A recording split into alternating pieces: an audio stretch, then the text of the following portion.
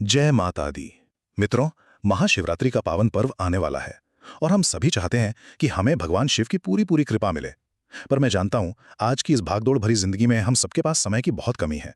कई लोग सोचते हैं कि क्या हम पूरी रात जाग पाएंगे, क्या हम पूरी पूजा विधि कर पाएंगे, और अगर नहीं तो क्या हमें इस महापर्व का पूरा लाभ नहीं मिलेगा। तो आज मैं आपको इसी सवाल का जवाब देने आया हूं। मैं आपको बताऊंगा कि कैसे आप कम समय में भी महाशिवरात्रि का संपूर्ण आध्यात्मिक फल पा सकते हैं। जी हाँ, इस रात में एक ऐसा विशेष समय, एक ऐसा स्पेशल टाइम आता है जब किया गया थोड़ा सा जाप भी आपको सैकड़ों गुना फल देता है। तो चलिए इस रहस्य को समझते हैं। सबसे पहले ये जानना जरूरी है कि आखिर ये रात इतनी खास क्यों है। ये सिर्फ एक त्योहार नहीं है, ये एक खगोलीय घटना है। देखिए, इस रात में पृथ्वी का जो उत्तरी गोलार्ध है वो इस तरह की स्थिति में होता है कि हर इंसान के शरीर में जो ऊर्जा है वो प्राकृतिक रूप से अपने आप ही ऊपर की ओर उठने लगती है। योगी और संत इसे कुंडलिनी जागरण से जोड़ते हैं। मतलब प्रकृति खुद, यूनिवर्स खुद आपकी मदद कर रहा है आपकी आध्यात्मिक उन्नति के लिए। आपको बस अपनी रीढ़ की हड्डी सीधी रखकर बैठना है और प्रकृति बाकी का काम कर देगी।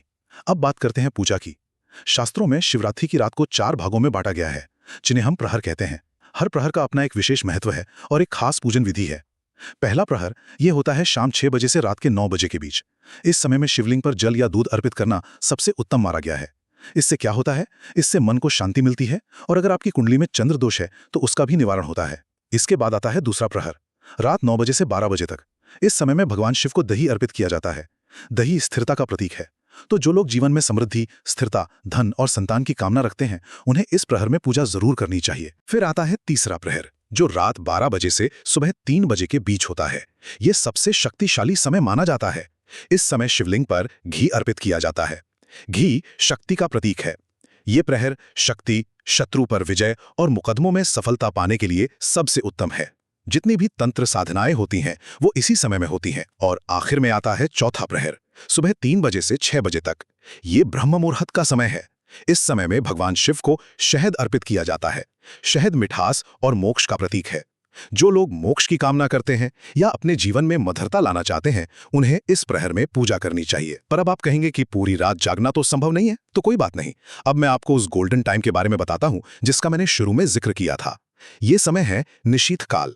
ये रात के लगभग 12 बजे से 1 बजे के बीच का समय होता है। शास्त्रों में लिखा है कि यही वो क्षण है जब भगवान शिव स्वयं शिवलिंग में प्रकट होते हैं। आप सोच कर देखिए, इस 1 घंटे का महत्व इतना ज्यादा है कि इस समय में किया गया ओम नमः शिवाय का एक माला जाप आपको सामान्य दिनों में किए गए 1000 माला जाप के बराबर फल देता है। तो मेरी आपसे हाथ जोड़कर विनती है, अगर आप पूरी रात नहीं जाग सकते तो कोई बात नहीं, बस इस 1 घंटे निशीथ काल में जरूर जागें। अपना अलार्म लगा लें, बस एक शांत जगह पर रीढ़ की हड्डी सीधी करके बैठें और पूरे ध्यान से ओम नमः शिवाय का जाप करें। अब एक और बहुत जरूरी बात, किसी भी पूजा या मंत्र जाप से पहले संकल्प लेना अनिवार्य है। संकल्प क्या है? ये एक तरह का वचन है जो आपको सीधे भगवान से जोड़ता है। संकल्प कैसे लेना है? बहुत आसान है। अपने सीधे हाथ में थोड़ा सा जल, कुछ दाने चावल के जिसे अक्षत कहते हैं, और एक फूल ले लीजिए और फिर महादेव से प्रार्थना कीजिए। मैं आपको बताता हूं, आप मेरे साथ मन में दोहरा सकते हैं।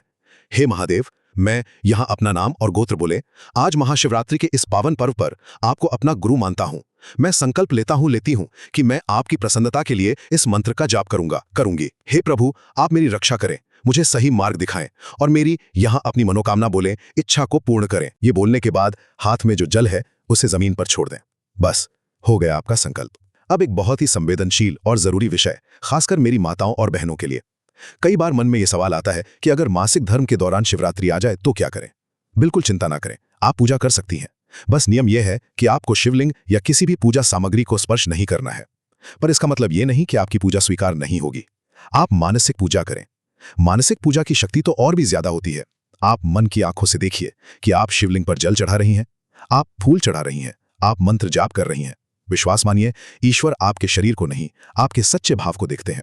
आपका मानसिक जाप भी उतना ही फल देगा। तो मित्रों, याद रखिएगा, भगवान शिव भोलेनाथ हैं। वो आडंबर या दिखावा नहीं देखते। वो तो बस एक लोटा जल और सच्चे मन से पुकारने पर ही प्रसन्न हो जाते हैं।